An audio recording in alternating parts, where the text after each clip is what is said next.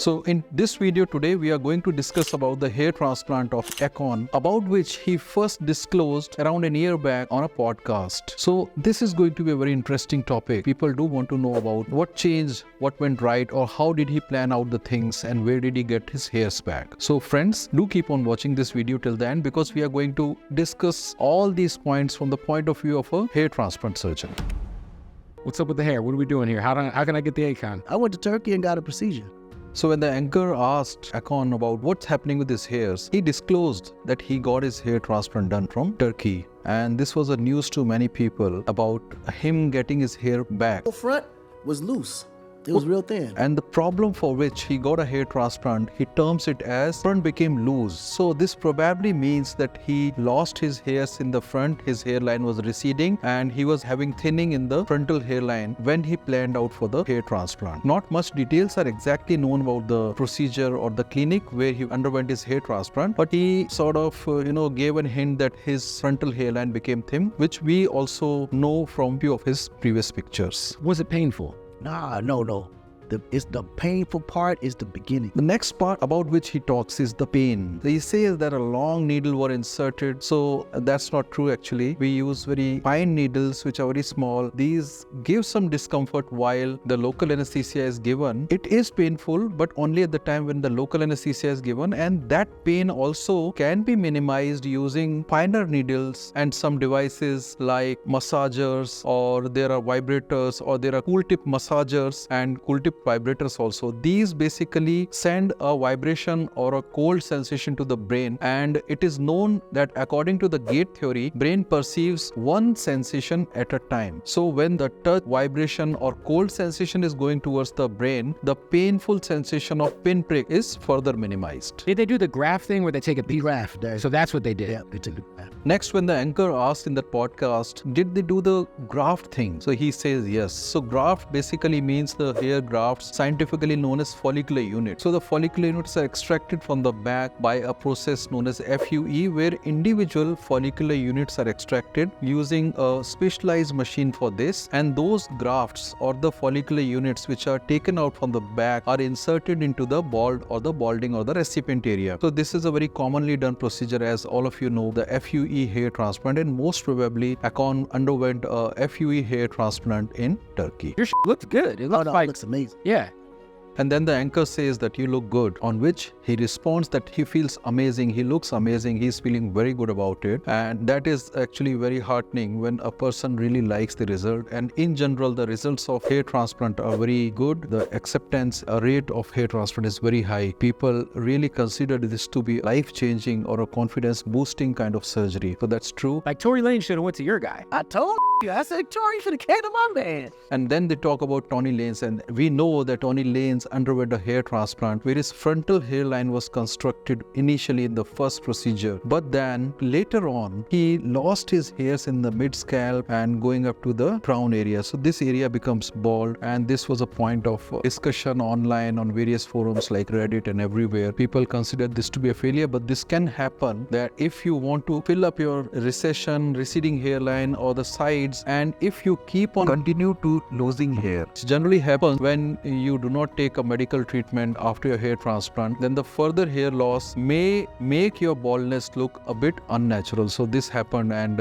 it's a classic case of baldness progressing with age and only the transplanted hairs in the hairline. So the planning has to be done in a way that it looks good. Along with that, the medical treatment also has to be taken diligently. And Turkey's known for Turkey, that. no, Turkey is known for two things. That's hair and teeth.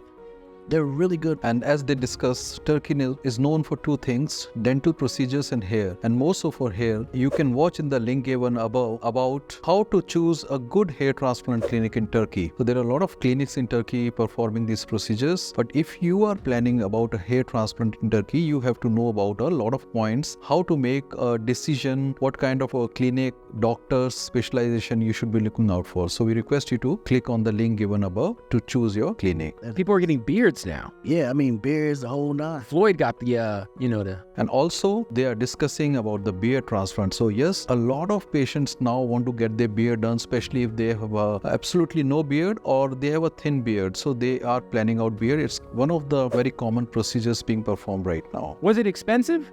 No, that's the thing. It's so affordable. It's ridiculous. Yeah. What I was about to say. For what I did, it would have cost me 50 grand here in America. I paid, look, 78, 7,500. That's it. That's it. Then they talk about the cost part. We know that Akon can afford everything everywhere, even in US and everywhere, but probably he got a reference from one of his friend or anybody, known person who got a hair transplant done from Turkey. Then he goes on to say that the same thing costs $50,000 US and they're overcharging. So it is a common perception that the things are cheaper in Turkey for the same work than in US or UK or some other European countries. And there are various reasons for this being costly as compared to Turkey because of the logistics and all other things. It's a huge field in itself. Yes, that's a truth that people do find Turkey to be cheaper. That's the reason a lot of patients are going to Turkey for hair transplant. But again, as we have said, you have to find out the proper clinic with a credentialed doctor before you plan out your hair transplant in Turkey. Now let us discuss some important points or the factors which you should always consider for a hair transplant, especially if you have African hairs. These are very important technical tips or points which you should be knowing about. We know that African hairs are curly, and because of this, extraction is more difficult. There is a lot of curve inside the skin also, and there is a splay also. Splay means that the hairs are splayed apart. Inside they are going apart. So because of this curve and the splay, it's very difficult to extract the grafts in African hairs, and there are special punches and special maneuvers to do that. But the good thing is that when they come out, because of that natural curliness, even a lower density hair transplant can give you better results and in terms of better coverage. So this is one of the point. The contrast between the hair and the skin, if it is less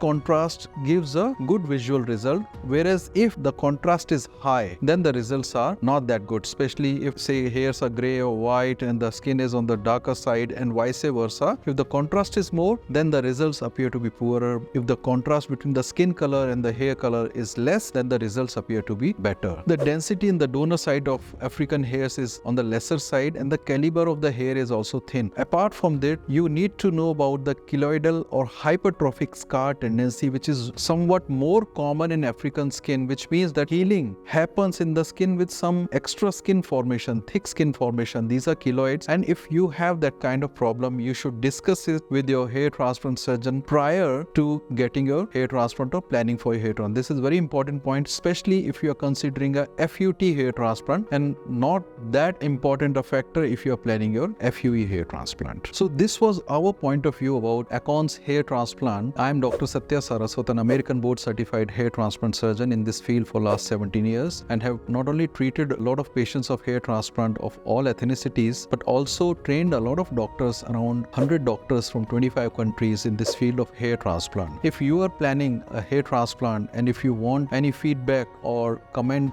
or our input about your hair loss condition, you can WhatsApp us your pictures on the numbers given here, or you can send a message or call on the numbers given here, and we will try to reach out to you and try to help you out with your hair loss problem. If you want to see results of one of our Afro-American patient for a beard transplant, you can click the video on the right, and if you want to know the factors affecting the cost of hair transplant, you can click the video on the left.